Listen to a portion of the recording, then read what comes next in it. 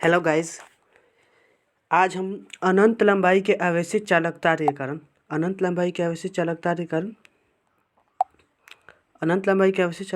हम तीव्रता को प्रूफ करेंगे कि कैसे इसको हम डिफाइन करते हैं। ठीक है, तो सबसे पहले हम एक फिगर ड्रॉ करेंगे। यहाँ पे जो फिगर ड्रॉ किया गया है, जिसे मैंने पहले ही ड्रॉ कर लिया, प्रूफ करके पहले ही ला दिया हूँ। अब मैं आपको डायरेक्ट समझा दूंगा, नहीं तो बहुत ज़्यादा समय भी लग जा रहा है और वेटेज कुछ भी अच्छा नहीं हो पा रहा है। ठीक है, तो इसको चलिए हम स्टार्ट करते हैं।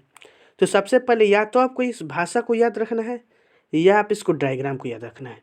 किसी एक को याद रखिएगा तो दूसरा अपने आप हो जाएगा। तो चलिए हम पहले एक डायग्राम, हमेशा इलेक्ट्रोस्टैटिक चाहे किसी भी प्रयोग तो डायग्राम को याद रखेंगे, भाषा अपने आप लिख जाएंगे। सबसे पहले एक डायग्राम को हम इस तरह लेट एज्यूम डायग्राम बना लेंगे। क्या बनाया है मैंने, एक ए बी लंबाई का क्या लिया, इनफाइनाइट वायर ले लिया है। चूँकि हम क्या लिखे, अनंत लंबाई की अवशिष्ट सीधे चालक तार कर हमें विद्युत की तीव्रता फाइंड करनी है, इसलिए ए बी को हम क्या कर लेंगे, अनंत लंबाई का चालक तार एज्यूम कर लेंगे, मान लेंगे। और एक मैंने सबसे पहले एक बेलनाकार गॉसीय पृष्ठ खींच लिया है, क्योंकि हम एग्जैक्ट जो होता है ना, इस पॉइंट पर हम तीव्रता नहीं फाइंड कर सकते, अनंत लंबाई के लिए फाइंड नहीं कर सकते। इससे थोड़ा सा डिस्टेंस लेना ही पड़ेगा, बिना डिस्टेंस लिए तीव्रता नहीं फाइंड कर पाएंगे। अगर इस पॉइंट पर हम डायरेक्ट तीव्रता फाइंड करेंगे तो जीरो हो जाएगी किसी भी पॉइंट पर, क्योंकि पृष्ठ तो क्या है, बंद है। जब बंद में किसी पॉइंट पर तीव्रता फाइंड करेंगे तो क्या हो जाएगा, वो तो जीरो हो जाएगा। जीरो होगा ना तीव्रता, किसी भी गॉसीय पृष्ठ के अंदर कोई आवेश रखा है तो उसके अंदर तीव्रता क्या होती है, जीरो होती है। तो इस पॉइंट के अंदर हम तीव्रता नहीं फाइंड कर सकते, इससे थोड़ा सा डिस्टेंस हमें लेना पड़ेगा, तो वहीं पे हम तीव्रता फाइंड कर सकते हैं। इसलिए अनंत लंबाई की अवशिष्ट चालक तार की तीव्रता को फाइंड करने के लिए हम यहाँ से आर डिस्टेंस पर, स्मॉल आर डिस्टेंस पर एक बिंदु यहाँ पर पी अज्यूम कर लिए हैं, और पी पर हमें तीव्रता ज्ञात करनी है, ऐसा मान लिए हैं। तीव्रता को वेक्टर ये सोचते हैं, और ये जो बेलन है वो काफ़ी छोटा है, चूँकि लगभग आप मान लीजिए कि बेलन से एकदम सटा हुआ ही है, लेकिन हम बेलन सटा कर बनाएंगे तो डायग्राम हमें विजिबल नहीं होगा, इसलिए इसको थोड़ा सा बड़ा में बनाया गया है। आपको अभी इसी प्रकार जिस तरह डायग्राम बना है उसी तरह डायग्राम बनाना होगा। ठीक है, तो इसके एरिया को हम अल्पांश डी ए से डिनोट कर दे। अल्पांश एरिया छोटा सा कम मिनिमम एरिया लिए हैं डी ए। ठीक है, और इस बेलन की लेंथ है वो क्या है, एल, और इस तार की लेंथ तो क्या है, इनफाइनाइट वायर है, तो तार की लेंथ को हम नहीं अज्यूम कर सकते हैं। तो इस छोटे से लेंथ बेलन के लिए हम अज्यूम कर लेंगे, वहीं जितना ये बेलन के लिए छोटे से लेंथ बेलन के लिए हमारा तीव्रता होगा, उतना ही इनफाइनाइट वायर के लिए भी तीव्रता होगा। इसलिए हम छोटे से बेलन का इनफाइनाइट वायर का नहीं कैलकुलेट करके छोटे से बेलन का तीव्रता कैलकुलेट करते हैं, और वही तीव्रता इनफाइनाइट लेंथ वाले वायर के लिए उपयुक्त हो जाता है, उतना ही होता है। तो चलिए इसको प्रूफ करते हैं। तो सबसे पहले आपको एक डायग्राम याद करना है। यदि आप इसको पॉजिटिव चार्ज दिए हैं तो दोनों तरफ पॉजिटिव ही देना है, ये नहीं कि एक तरफ निगेटिव एक तरफ पॉजिटिव, तो दोनों मिलकर जीरो फॉर्म कर देगा। या पॉजिटिव दे दो या निगेटिव दे दो, तो हम पॉजिटिव दिए तो पूरे तार को पॉजिटिव ही आवेशित कर दिए हैं।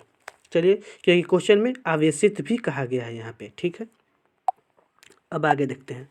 आगे है हमारा, तब इसको इस डायग्राम को देखकर हम भाषा क्या लिख सकते हैं, माना कि ए बी एक सीधा आवेशित चालक तार है। इसके प्रत्येक अंक लंबाई, इस चालक तार के प्रत्येक अंक लंबाई जो प्रत्येक अंक लंबाई पर आवेश का रैखिक घनत्व लैम्डा है। देखिए, जब भी हम लेंथ वाले वायर की बात करें, जैसे लंबाई की बात करें, तो लंबाई के जगह पर हमेशा हम रैखिक घनत्व लैम्डा का यूज करेंगे। और यदि हम पृष्ठ क्षेत्रफल का बात करेंगे तो वहाँ पे हम क्या है, आवेश का पृष्ठीय घनत्व सिग्मा का यूज करेंगे। यदि हम आयतन के बारे में बात करेंगे तो रो का वहाँ पे यूज करेंगे। तो चूंकि हम यहाँ पे रैखिक घनत्व के बारे में बात कर रहे हैं, लेंथ के बारे में बात कर रहे हैं, क्योंकि जो तार के होता है अनंत लंबाई के वायर लेंथ की बात कर रहे हैं, तो इसलिए हम यहाँ पे क्या लेंगे, लेंथ की बात करें, इसलिए हम यहाँ पे हम इसको क्या कहे हैं, लेंथ वाले वायर को अज्यूम किए हैं। तो आपको जिस तरह भाषा लिखा हूँ उस तरह भाषा लिख देना है, और सिंपल से जिस तरह मैं डिराइव करूँ उस तरह समझा दूंगा, तो आपको डिराइव भी कर लेना है, और बस 3 से 4 बार आप कॉपी में इसको डिराइव कीजिएगा, खुद ब खुद ये लर्न हो जाएगा किस तरह हमें प्रूफ करना है। आपको ज़्यादा दिमाग नहीं काम करना है, दिमाग को नहीं खपाना है इसमें कि किस तरह कैसे हुआ। सिंपल से आपको 4-5 बार इसको प्रूफ करना है, खुद ब खुद लर्न हो जाएगा। और एग्ज़ाम में आएगा तो एग्ज़ाम में आपको सिर्फ बना देना है, इसका केवल आगे फॉर्मूला ही काम करेगा, इस डेरिवेशन से कोई मतलब नहीं है। ठीक है, अब आगे देखते हैं। माना कि ए बी एक सीधा आवेशित चालक तार है, इसके प्रति एकांक लंबाई पर आवेश का रेखीय घनत्व लेमडा है, जो कि लंबाई एल यहाँ पे यूज किया तो लेमडा है।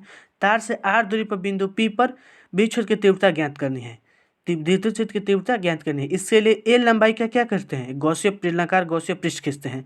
इस पृष्ठ से गुजरने वाला संपूर्ण विद्युत फ्लक्स का फॉर्मूला हम बताए थे, क्या होता है, D phi equal to vector E vector D A. ठीक है, और D phi E equal to क्या होता है, E D A cos theta. E D A cos theta, जब इसको वेक्टर को हम तोड़ेंगे, ये स्केलर प्रोडक्ट है, स्केलर प्रोडक्ट यानी डॉट प्रोडक्ट है।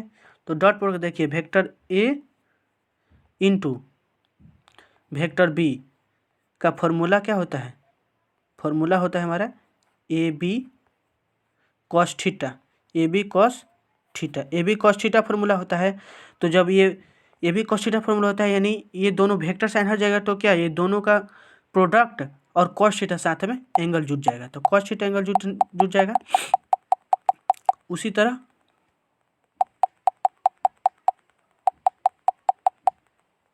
तो यहाँ पे हम E D phi equal to क्या लिख देंगे, E D A cos theta. अब इस प्रकार के जितने भी मैं क्वेश्चन में प्रूफ करूँगा, उस सब में आपको कभी भी एंगल 90 डिग्री और नहीं करना है, जब तक मैग्नेटिज्म में 90 डिग्री आता है। लेकिन इसके फिलहाल किसी भी थ्योरी में प्रूफ करेंगे तो हमेशा थीटा इक्वल टू क्या है, जीरो जूम करेंगे। ठीक है, theta equal to zero zoom करेंगे। आपको सिंपल से थीटा इक्वल टू जीरो यहाँ पे लिख देना है, ये नहीं सोचना है कि कहाँ से आया है। ठीक है, आपको एग्जाम हॉल से पूछेगा नहीं कि कहाँ से थीटा इक्वल जीरो डिग्री आया है, बस आपको थ्योरी प्रूफ करके यहाँ पे जान लेना है, आगे इसका कोई काम है नहीं, केवल इसका फॉर्मूला से मतलब है, बस इतना याद रखिएगा। अब देखिए, तो थीटा इक्वल टू हम zero degree, theta equal to zero degree put कर देना है, बस आपको मान लेना है कि theta equal to zero degree आया है। ठीक है, नहीं तो उसके लिए अलग से कंसेप्ट किधर से इस तरह करेंगे तो इस तरह इधर हुआ, वो सब लंबा हो जाएगा। ठीक है, सपोज सीधा theta equal to zero degree आपको पुट कर देना है, तो D phi equal to E D A cos theta. अब चूंकि गॉसियन पृष्ठ के लिए हम हमेशा क्लोज इंटीग्रेशन का यूज करते हैं, तो डी फाई को हम इंटीग्रेट करेंगे और इधर डी ए को भी इंटीग्रेट करेंगे। कॉस जीरो का cos theta equal to zero degree put करेंगे, तो कॉस थीटा कॉस जीरो का वैल्यू कितना होता है, 1। तो 1 यहाँ पे लिखे या ना लिखे कोई फर्क नहीं पड़ता। अब यहाँ पे दोनों को इंटीग्रेट करेंगे तो दोनों तरफ से डी केवल हट जाएगा, जब इंटीग्रेट करेंगे ना तो डी हट जाएगा, क्योंकि क्या है, ये कौन सा इंटीग्रेशन है, ये हमारा डेफिनेट इंटीग्रेशन है। डेफिनेट इंटीग्रेशन में क्या होता है कि केवल डी जहाँ जहाँ लगा होता है वो हट जाता है, और वो जो क्वांटिटी होती है वो बाहर आ जाती है, बस। तो ऐसे फाई डी हट जाएगा तो क्या बचेगा, फाई ई यहाँ पे आ जाएगा, और यहाँ पे ई ए हो जाएगा। अब चूंकि ये बेलन है, अब बेलन का क्षेत्रफल आपको क्या होता है, बेलन का क्षेत्रफल होता है 2 पाई, बेलन का क्षेत्रफल जो होता है वो क्या होता है 2 पाई आर एच। और यहाँ पे एच के जगह पर क्या यूज किया है, लेंथ यूज किया कि बेलन एल लंबाई का है, एच लंबाई का नहीं, एल लंबाई का। तो एच के जगह पर केवल क्या पुट कर देंगे, एल। तो ई ए के जगह पर 2 पाई आर एल, चूँकि बेलन का क्षेत्रफल कितना होता है 2 पाई आर एच। अब देखिए, अब आगे हमने एक तार को जब डेफिनेशन इसका हम लिखे हैं, भाषा लिखे हैं, तो इसमें एक डिस्कस किए हैं कि तार का आवेश का रेखीय घनत्व लेमडा है। तो लेमडा का आखिर मान कितना होता है भाई, तो लेमडा का मान होता है क्यू बाई एल। लेमडा का फॉर्मूला होता है क्यू बाई एल। यदि यहाँ पे हम सिग्मा लिखे होते हैं, जो पृष्ठीय घनत्व में यूज करेंगे, जब चादर के लिए सिद्ध करेंगे तो यहाँ पे सिग्मा यूज करेंगे, तो वहाँ पे फॉर्मूला आता है sigma equal to Q by A. यहाँ पे चूंकि लेमडा है तो लेमडा का फॉर्मूला होता है क्यू बाई एल, तो यहाँ पे क्यू बाई एल यूज रखेंगे। तो लेमडा इक्वल टू हमारा क्या आ गया, Q by L, Q by L. और यहाँ से क्यू का वैल्यू निकालेंगे, क्यू का वैल्यू, तो यहाँ से लेमडा डिवाइड में इधर आएगा तो प्रोडक्ट, इधर आएगा तो प्रोडक्ट में हो जाएगा, तो Q Q equal to lambda हो गया। अब गॉस का प्रमेय क्या होता है, गॉस का प्रमेय का फॉर्मूला होता है फाई इक्वल टू क्यू बटा एप्सिलॉन नॉट। इसका मतलब क्या हुआ कि किसी भी गॉसिय पृष्ठ से गुजरने वाला कुल आवेश कुल आवेश उस बंद पृष्ठ द्वारा परिबद्ध कुल आवेश का 1/एप्सिलॉन नॉट गुना होता है। मतलब जो पृष्ठ से जितना भी आवेश निकलेगा उसका 1/एप्सिलॉन नॉट गुना होगा। यही गॉस का प्रमेय बताया गया था, गॉस के प्रमेय बताया गया था। जब मैं गॉस के प्रमेय सिद्ध करूंगा उस समय मैं आपको समझा दूंगा कि कहाँ से ये आया है। ठीक है, उसका डेरिवेशन भी वहाँ पे होगा, वो भी 5 नंबर का क्वेश्चन है। आप फिलहाल के लिए इतना याद रखिए, गॉस का प्रमेय इक्वल टू फॉर्मूला होता है फाई इक्वल टू क्यू बटा एप्सिलॉन नॉट। और क्यू के यहाँ पे वैल्यू क्या निकालूँ मैं, लेमडा एल, तो क्यू के जगह पर लेमडा एल पुट कर दें और इसको हम समीकरण 2 लेट कर लें। यहाँ पे देखिए फाई ई है, यहाँ पे भी देखिए क्या है फाई ई है, तो समीकरण 1 और 2 क्या है, दोनों आपस में बराबर हैं, तो बराबर कर देंगे।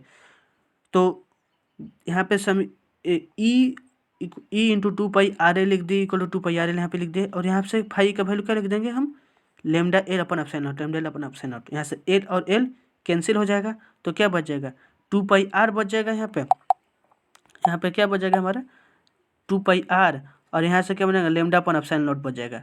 तो ई को अकेले करेंगे तो इधर से 1 ये 2πR को इधर भेजेंगे तो 1/2πR into lambda by are, यही हमारा पूछेगा। अनंत लंबाई के अवशिष्ट चालकता के लिए तीव्रता कि यही फॉर्मूला होता है, और प्रूफ भी हो गया। आपको इसको याद भी रखना है, ये ऑब्जेक्टिव में भी क्वेश्चन आता है कि अनंत लंबाई के अवशिष्ट चालकता के लिए तीव्रता किसके प्रोपोर्शनल होती है। तीव्रता जो प्रोपोर्शनल होती है आर इनवर्स के प्रोपोर्शनल होती है। ठीक है, तो सिंपल से इस फॉर्मूला को याद रखना है। उम्मीद है आपको समझ में आया होगा। तो चलिए मिलते हैं आपसे नेक्स्ट वीडियो में। जय हिंद, जय भारत।